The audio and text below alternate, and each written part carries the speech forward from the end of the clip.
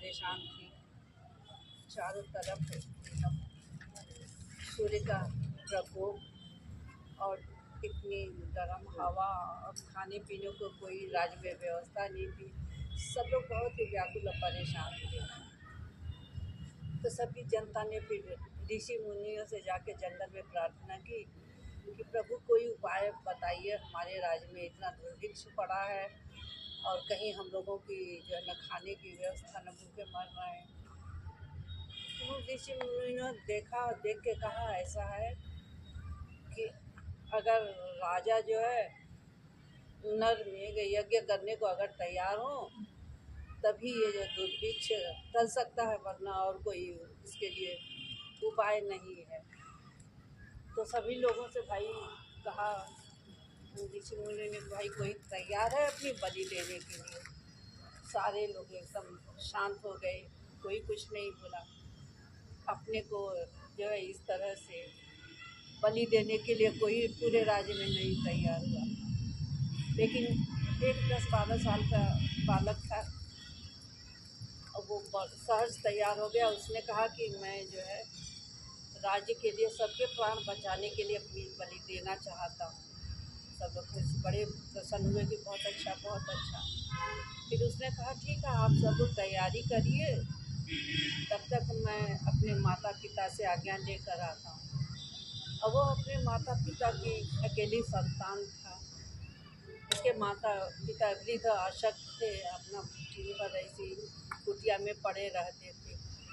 लेकिन फिर भी उसने हिम्मत करके जो है गया और अपने माता पिता से कहा कि मैं जा रहा हूँ और राज्य की कल्याण के लिए जो है मैं अपना बलि देने जा रहा हूँ। माता पिता वृद्ध थे, अशक्त थे, बहुत ही दुखी हो रहे थे। बहुत उन लोगों ने मनाया बताया, लेकिन बालक के तर्क के आगे सारी बातें उन लोगों की व्यर्थ गई। और बालक जो है उन लोगों से तभी कहा कि नहीं, आप लोग आज्ञा दीजिए, मैं कह के वहाँ आया हूँ और मैं जा रहा हूँ।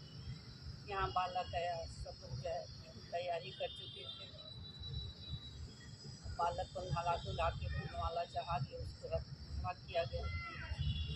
जैसे ही उसका जो है गर्दन काटने के लिए तलवार तैयार हो, एक व्यक्ति तैयार हो गर्दन पे चलाने वाला था, उसी समय चारों तरफ घोर वर्षा अंधेरा छा गया, बादल छा गए।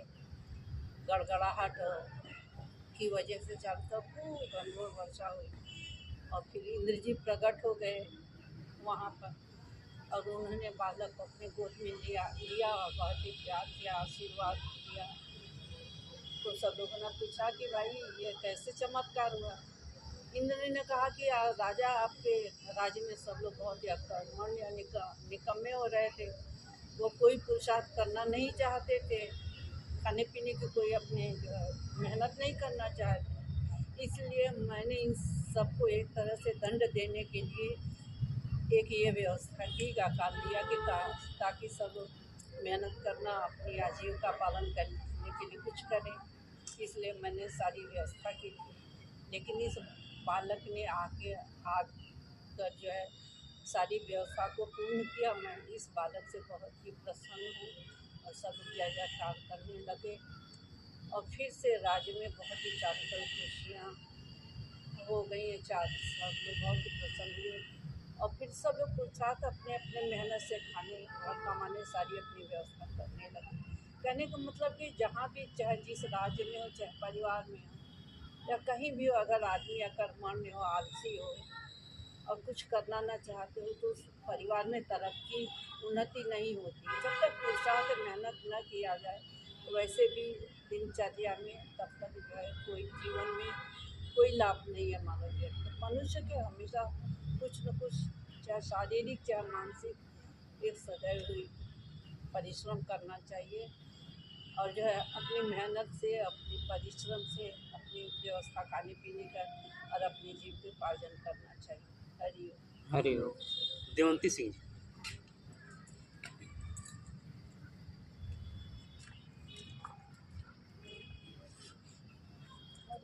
हरि ओम। माला तो कर में फिरे, जीव फिरे मुखमार, मनुआ तो 10-10 फिरे या कुछ।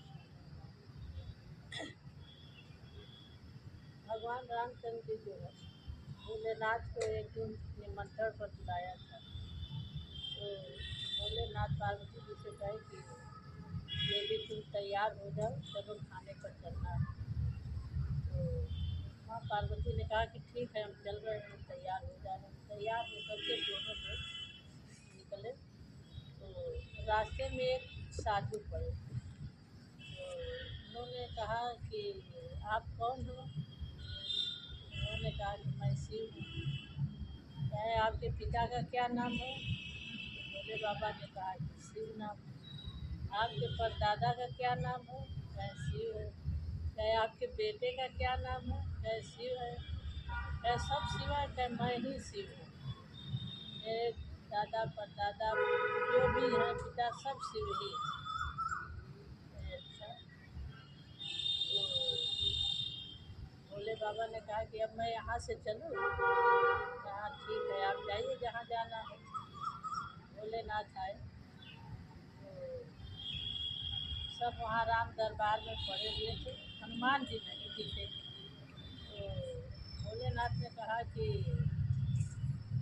हनुमान जी भाई दिख नहीं रहे हैं यहाँ, कहाँ हैं? तो सीता जी ने कहा कि वो बगिया में लेटे पड़े। तो भोलेनाथ वहाँ चल दिए। बगिया में जाके देखे तो मोहिनी का पेड़ था, उसी के नीचे हनुमान जी लेटे हुए थे, खर्राटे भी मार रहे थे और उसी में राम राम कह भी रहे थे। तो माँ पार्वती भी साथ में थी। दोनों लोग, ये लोग भी कहें यार हम लोग भी राम राम कहें कि बगिया पूरी राममय हो जाए। ये लोग करने लगे। सीता जी कहीं कि न हनुमान आए, न शिव आए, न पार्वती आई, ये लोग बगिया में ही रह गए। लक्ष्मण तुम जाके देखो कि ये लोग क्या कर रहे हैं। लक्ष्मण जी गए तो वहाँ लोग सब राम राम कर रहे हैं, सीताराम। लक्ष्मण जी गए, वो भी रम गए, राम राम सीताराम करते रहे। तो फिर उसके बाद सीता जी कहें कि अच्छा अब हम ही जा रहे हैं देखने। जब सीता जी आई, देखी तो यहाँ जो है सब राम राम राम कर रहे। फिर उसके बाद कहें भैया चलो खाना बन गया है, सब लोग खाना खाओ। तो हनुमान जी कभी भी पहले खाना नहीं खाते थे, ये लोग खा लेते थे तब वो बाद में खाते थे। उस दिन जो है जब शिव जी को, पार्वती जी को, सबको खाना दिया गया तो हनुमान जी को भी ज़बरदस्ती बैठाया गया। तो खाना दिया गया, खाना वो खा रहे थे, खाए जा रहे थे, खाए जा रहे थे। कह रहे मुझे क्या हो गया है कि मेरा तो पेट ही नहीं भर रहा है। तो फिर उसके बाद सीता जी देखी कि हनुमान को समझ में नहीं आ रहा है, अब इनकी जो है हमें दवाई करनी पड़ेगी। तो सीता जी कहे हनुमान पेट नहीं भरा है? कहे नहीं माँ, पेट नहीं भरा है, आज पता नहीं क्या हमें हो गया है। तो सीता जी कहे अच्छा। उसी बगिया से गई, तुलसी जी का पत्ता तोड़ करके ले आई और खाने में डाल। जैसे तुलसी जी का पत्ता पड़ा और हनुमान जी खाए, करें माता ये तो पेट ही भर गया, तो मन ही नहीं कर रहा है। बोलो भगवान रामचंद्र की। ये काया की कुटिया खाली करनी पड़ेगी, ये काया की कुटिया खाली करनी पड़ेगी। ये भाड़े का क्वार्टर को तू क्या संभाले, जब घर का मालिक तुझको निकाले। इसका किराया भी देना पड़ेगा, ये काया की कुटिया खाली करनी पड़ेगी। आएगी नोटिस जमानत भी न होगी, आएगी नोटिस जमानत भी न होगी, अगर पास में कुछ अमानत न होगी। हो करके कैदी जाना पड़ेगा, ये काया की कुटिया खाली करनी पड़ेगी। यम की अदालत चढ़ोगे, पूछेंगे हाकिम तो तुम क्या कहोगे। अरे यम की अदालत चढ़ोगे, पूछेंगे हाकिम तो तुम क्या कहोगे। नरकों की अग्नि में जलना पड़ेगा, ये काया की कुटिया खाली करनी पड़ेगी। मेरी न मानोगे यम तुम्हें मनाएंगे, तेरा कर्म दंड तुझको मार मार के भोगाएंगे, फिर 84 जाना पड़ेगा, ये काया की कुटिया खाली करनी पड़ेगी। जय हो। शुक्ला जी।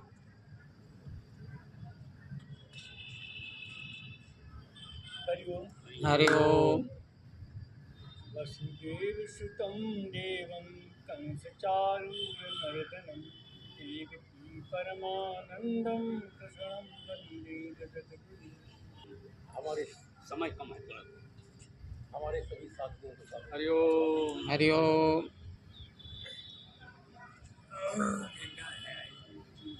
ओम मृत्युंजय महादेवो त्राहि मां शरणागतं जन्म मृत्यु जरा रोगे पीड़ितं कर्म बंधनि हो। समय कम है, कहा गया है, फिर भी थोड़ी सी अपनी ये 5 मिनट बोल दी। देता हूँ।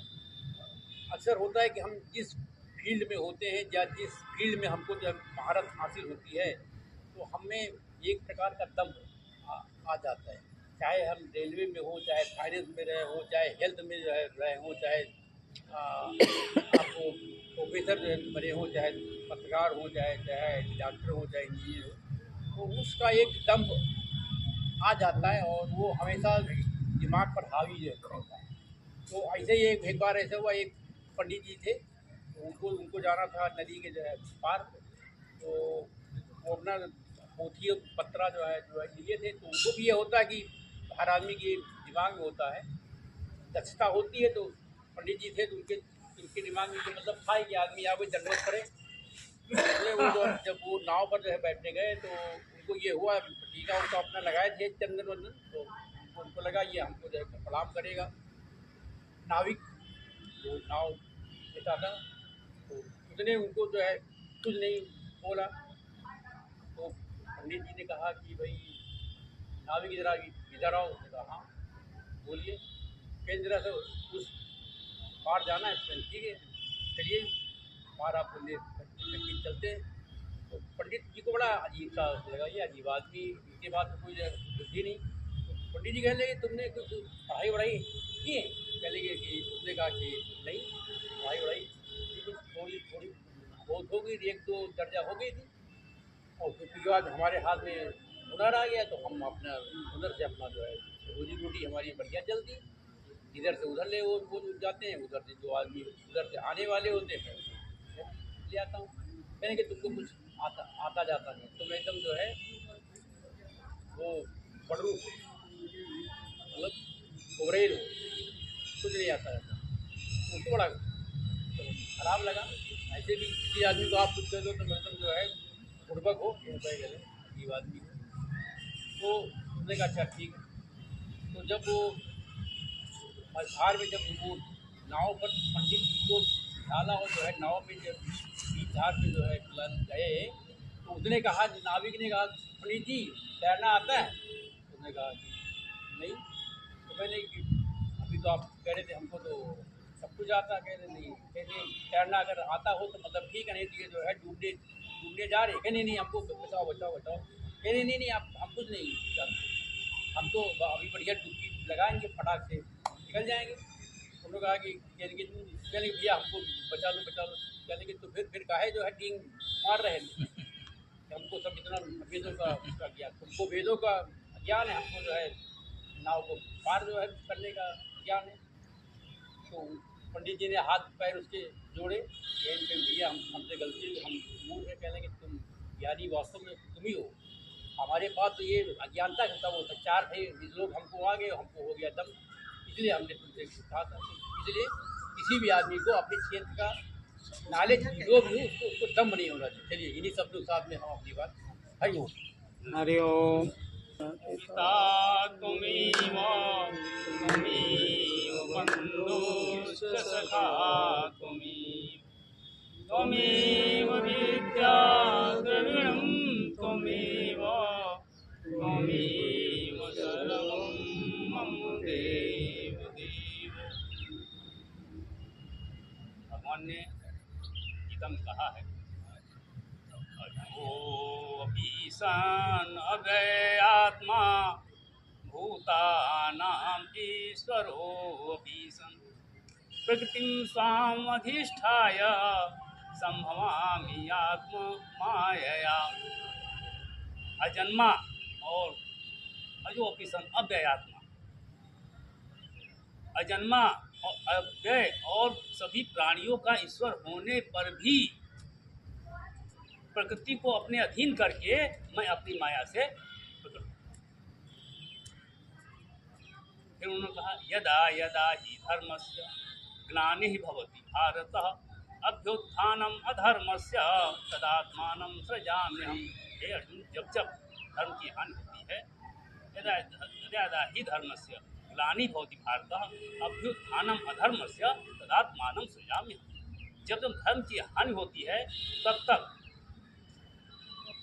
मैं धर्म की रक्षा के लिए अवतार लेता हूँ। परित्राणाय साधूनां, साधुओं की रक्षा के लिए, विनाशाय च दुष्कृतां, दुष्कर्मियों के विनाश के लिए, धर्म संस्थापनार्थाय संभवामि युगे युगे, धर्म की स्थापना के लिए हर युग में बार बार अवतार लेता हूँ।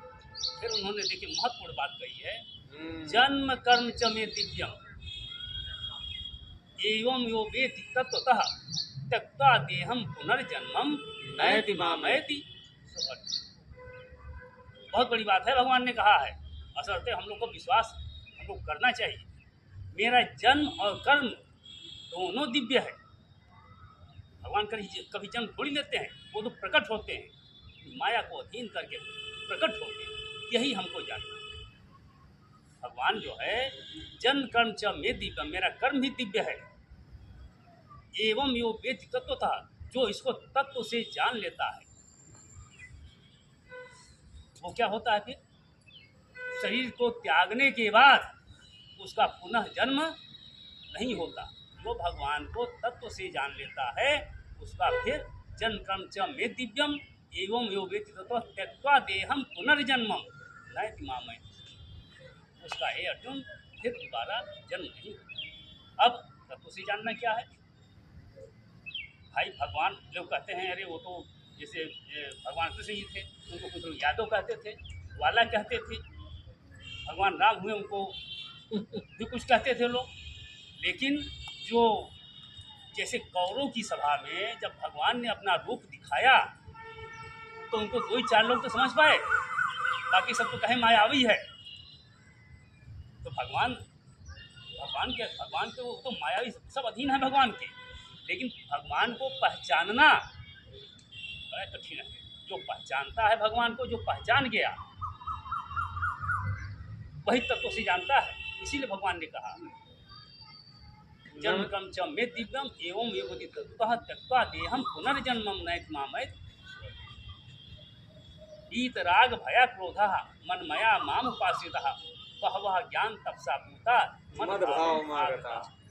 इस प्रकार से जो राग द्वेष से मुक्त होकर और मुझको समझते हैं वह ज्ञान को प्राप्त, उनके मतलब वीतराग भय क्रोधा मन्मया माम उपासितः बहवः ज्ञान तपसा पूता, वह ज्ञान से पवित्र होकर मद्भावम मागता, मेरे भाव को प्राप्त होती है। कर्म के लिए भगवान ने ऐसे कहा, न माम कर्माणि लिम्पन्ति न मे कर्म फले स्पृहा इति माम यो अभिजानाति कर्म भी न सब बध्यते। मुझको कर्म लिपायमान नहीं है।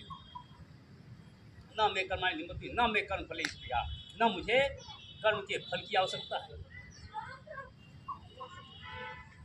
इति माम यो अभिजानाति कर्म भी न सब बध्यते। तो इस प्रकार जो मुझको जानता है वो किए हुए कर्मों में नहीं बनता है, क्योंकि भगवान तो सब कर्म तो भगवान करते हैं।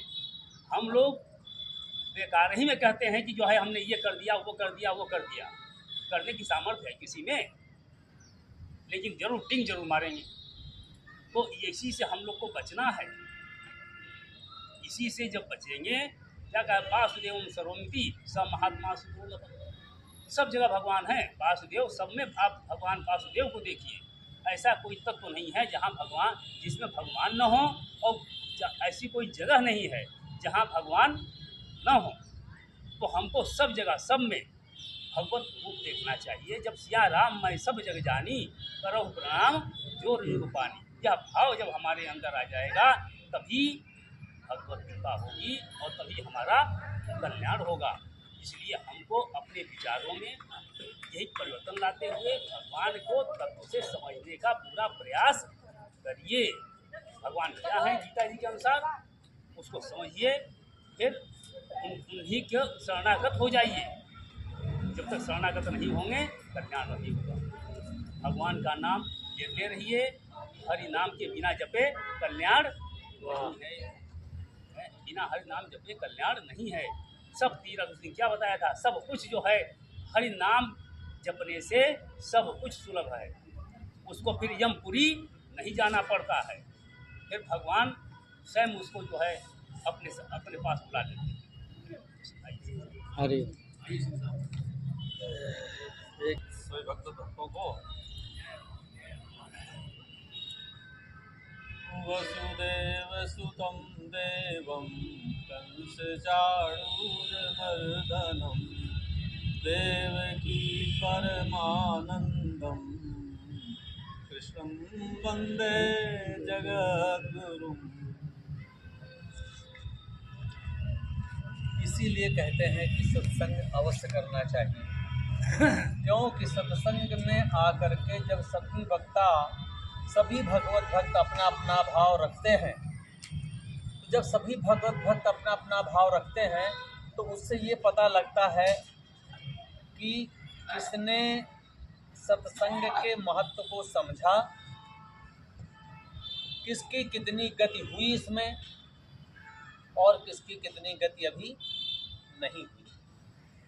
क्यों कि हमारा चरित्र, हमारी वाणी ही प्रमाण होती है और हमारी बुद्धि के अनुसार हम जो भी बोलते बुद्धि के अनुसार ही तो कहते हैं बात, तो वो बात उससे प्रमाणित होता है कि हमारी अभी पहुंच किसी भी, जैसे हम कोई डिस्टेंस कवर करते हैं तो कहा जाता कहाँ पहुँचे भाई, तो बताते हैं कि अभी बसरावा पहुँचे, भी रायबरेली पहुँचे हैं, अभी गोंडा पहुँचे, भी अयोध्या इतनी दूर है। वैसे ही ये हमारी यात्रा चल रही है। इस सत्संग के माध्यम से तो बात जरूर कुछ अवश्य ऐसी गंभीर रही होगी कि भोलेनाथ ने कहा कि जब बहुकाल करिय सत्संगा तब हुई हैं सब संशय भंगा। अभी एक बहुत अच्छा उदाहरण जायसवाल साहब ने दिया कि पंडित जी का उदाहरण दिया और नाविक का। बात तो ठीक है, वो जहाँ तक अहंकार होता है जीव का वहाँ तक तो ये बात ठीक है, ये प्रसंग सही है। बात ऐसी थी कि 4 विद्वान लोग नाव में जा रहे थे। कोई खगोल शास्त्री था, तो कोई वैज्ञानिक था, तो कोई ज्योतिषी था, तो कोई किसी अपने अपने फील्ड में 4 थे। और चारों ने नाविक से पूछा कि तुम एलिजाबेथ को जानते हो, इतिहासकार थे। कहे हम हुजूर क्या जाने, जीवन भर तो नाव चलाते रहे। किसी ने कहा तुम वो ध्रुव तारा दिखाई देता, तुम जानते हो कुछ उसके बारे में? बोले हमको तो हुजूर पता नहीं, जीवन भर आप लोगों की सेवा किए। इस प्रकार से सबको तो बोले, जो भी उससे बोले तो यही कहें कि ठीक है तुम्हारी 2 हिस्से पानी, जिंदगी पानी में चली गई। किसी ने कहा 3 हिस्सा जिंदगी तुम्हारी पानी में चली गई। इतने में आ गया तूफान और नाव लगी डगमगाने बसधार में। तो नाविक ने पूछा हुजूर आप लोगों को तैरना आता है? तो उन्होंने कहा कि हमको तैरना तो हमको चारों में से किसी को नहीं आता। तो उसने कहा फिर तो जो अगर नहीं आता है तो फिर तुम चारों लोगों की चारों हिस्सा जिंदगी पानी में गई और मैं तो चला तैर के निकल गया और डूब गए चारों। तो कहने का मतलब इस विषय में तो ये प्रसंग बहुत सही है कि जीव के पास जो भी ज्ञान होता है उस ज्ञान का उसको अहंकार हो जाता है। तो अहंकार यदि हमको मान लें कि हम 5 विषय के विद्वान हैं तो हमको ये सदैव मान के चलना चाहिए कि हम 25 विषय के मूर्ख भी हैं। तो संसार में तो बहुत विषय है। यदि 5 विषय का विद्वान हूँ मैं अपने क्षेत्र का, तो 25 विषय का मूर्ख भी तो हूँ। तो फिर अहंकार नहीं होगा। ये तो रही एक बात। अब आइए दूसरी बात, सत्संग में आइए। ये तो संसारी बात हो गई। अहंकार तो प्रथम तो अहंकार हमको यही हो गया कि हम मनुष्य हैं। ये अहंकार तो सबको है। उन चारों को तो इस बात का अपने अपने क्षेत्र का ज्ञान का अहंकार था, लेकिन हम सबको तो मनुष्य होने का ही अहंकार बहुत बड़ा है। मैं फलनवा हूँ, मैं जेपी सिंह हूँ, मैं मखीजा हूँ, मैं जायसवाल हूँ, तो मैं फलाने चतुर्वेदी हूँ, तो मैं फले महामहोपाध्याय हूँ। सबका है कि नहीं है अहंकार? नाम, वर्ण, कुल, गोत्र, रूप, सुंदरता, धन, वैभव, मान, बड़ाई, प्रतिष्ठा, जो भी हमें संसार में मिला है, सबका अभिमान है, एक एक वस्तु का अभिमान। तो वो तो चारों डूब गए। लेकिन हम चर्चा करते हैं भगवान की भक्ति की। ये बताइए, जब ये शास्त्र कहता है कि जब भगवान का नाम लेकर के जीव इस संसार से, भव सागर से तर जाता है, तो छोटे मोटे नाव में बैठने का, डूबने का प्रश्न ही कहाँ होता है? यदि ऐसा होता तो कोई पंडित ना भी हो, कोई ज्ञानी ना भी हो किसी विषय का, मूर्ख से मूर्ख निरक्षर भट्टाचार्य ऐसे अनगिनत हैं जो भगवान की भक्ति करके और संसार से पार लग गए, और विद्वान लोग सब ज्ञान लेकर के सब डूब गए, उनका पतन हो गया। इसीलिए ज्ञानी का पतन होता है, कभी किसी भक्त का पतन होता है। आज तक किसी शास्त्र में, किसी ग्रंथ में, किसी कहीं पर इसका उदाहरण आपको नहीं मिलेगा। तो बात यह है कि हम जो काम से डूबने का कहीं प्रश्न ही नहीं होता, और इस जन्म में यदि सदगति नहीं भी हुई, भगवत प्राप्ति नहीं भी हुई, तो भगवान का ये वचन है कि एक बार यदि उनके तरफ आप सन्मुख हो गए हैं, तो प्रथम तो उन्होंने एक बात कही ही थी कि सन्मुख होई जीव मोहि जबहि, जन्म कोटि अघनासहि तबहि। तो सन्मुख होते ही आपके करोड़ों जन्म के पाप तो भस्मीभूत हो ही गए, और उसी प्रकार से भस्मीभूत हो गए। उन पापों को कहने ये ज्ञान की अग्नि है। क्यों ज्ञानी है कौन? पहले तो ये समझ लीजिए। कई बार मैं बात बताया हूँ, आज फिर यहाँ उदाहरण आ रहा है, तो प्रसंग में अवश्य वो बात बोल देनी चाहिए। हम ज्ञानी, जिसको ज़्यादा ज्ञान होता है शास्त्रों का, वेदों का, और ज़्यादा पांडित्य होता है उसके अंदर, उसको हम ज्ञानी समझते हैं। संसार उसको ज्ञानी समझता है, ये ज्ञानी व्यक्ति है। लेकिन ये सब झूठ है, वो ज्ञानी नहीं है।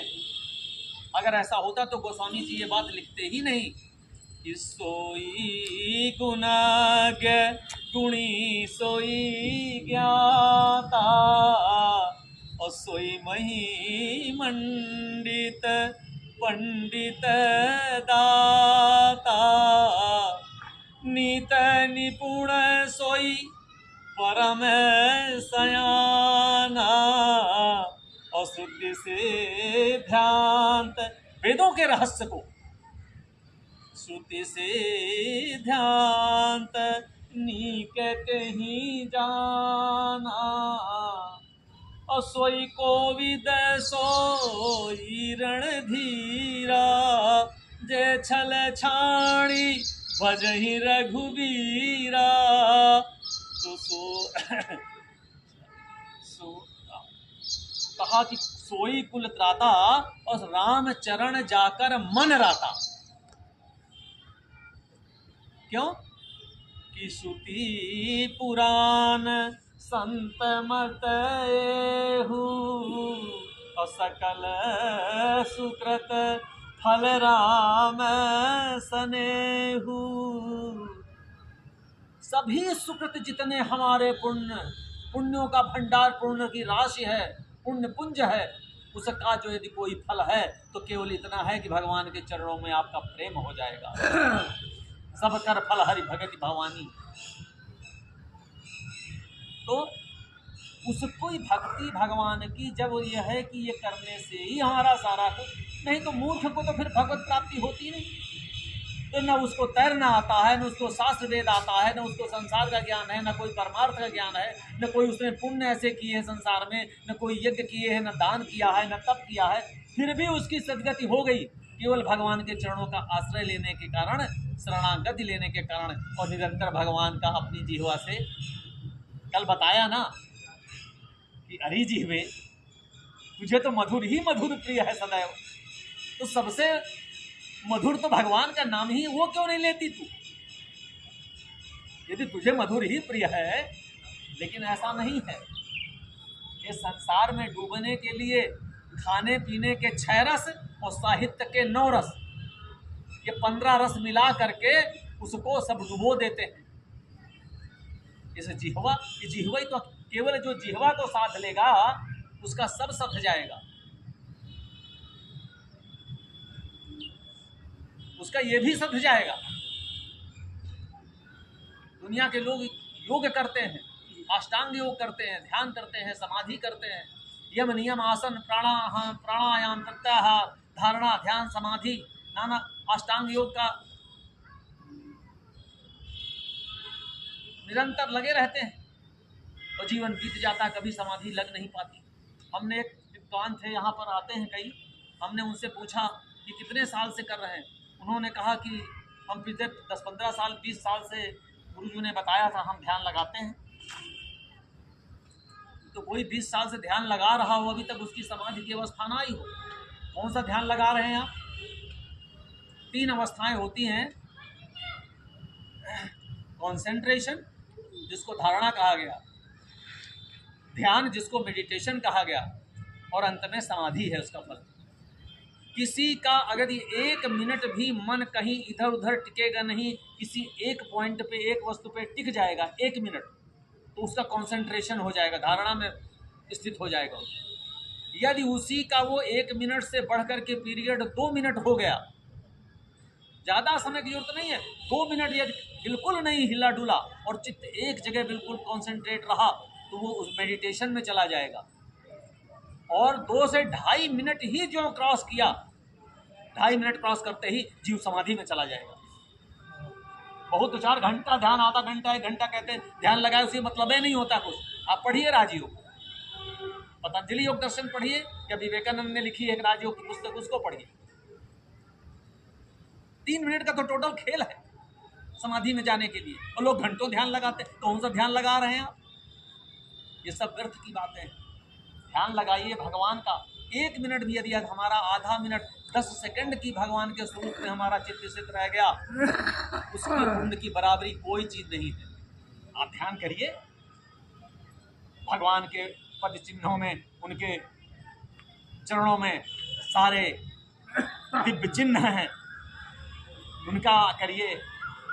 अरुण वर्ण के भगवान के चरण कमल हैं, भगवान पीताम्बर धारण किए हैं, उनके वक्षस्थल पे कौस्तुभ मणि हैं, वो वैजंती माला पहने हुए हैं, मोर मुकुट धारण किए हुए हैं, धनुर्धारी हैं तो भगवान धनुष लिए हुए हैं, और उनकी ग्रीवा इतनी लंबी है, वक्षस्थल इतना चौड़ा है और सुंदर, देखने में विशाल नेत्र, उनके कमल नेत्र इतने बड़े बड़े हैं। ऐसे करके उनके केस लंबे हैं, कान बड़े बड़े हैं, सुंदर मुखार बिंद है, ऐसे उनके अरुण अधर हैं, ऐसे विशाल नेत्र।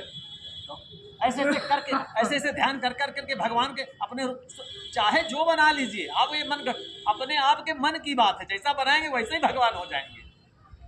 ये नहीं कि भगवान कहीं एक ही तरह के हैं।